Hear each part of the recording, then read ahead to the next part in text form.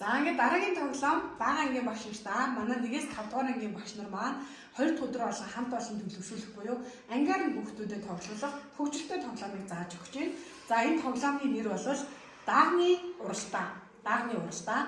За энэ хүн тоглоомыг та бүхэн ангийнхаа хүүхдүүдээр тоглуулахдаа маш энгийн бөгөөд дараах 6 удaalгыг ангийнхаа хүүхдүүдэд чийжлүүлнэ. Ингээд бүгдээрээ хамтдаа 6 удaalгыг чийжлээ. За энэ хүүхдүүдэд биш нөө? Биш.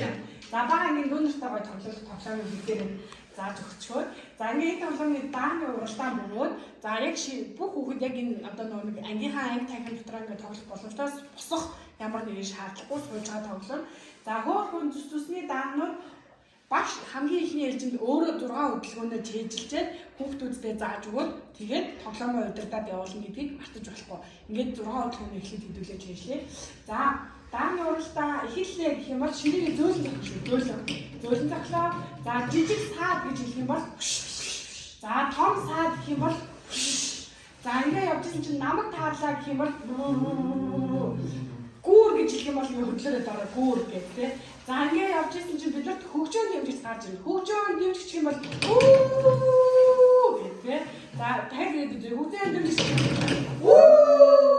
За ингээд чинь рекламны пауз гэж гарах бөгөөд одоо үеийн хүүхдүүд ихэвчлэн 55 юу лээ 75 пицца хат гэд ийм рекламыг хийдэг. А эсвэл нөгөө маш амархан нь болоод ирэхээр писимол хямдрал зарсан байна гэдэг ч юм уу ингээд нөгөө хүүхдүүдийн хамгийн сайн мэддэг рекламыг хийлүүлнэ. За бид нар жишээн дээрээ писимол хямдрал зарсан байна на гэж хийлүүлнэ.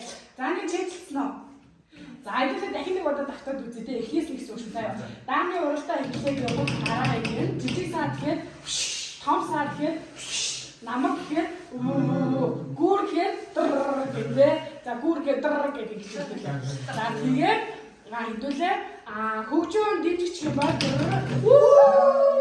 рекламны пауз dan писимол хэмдрэл зарсан байна. На.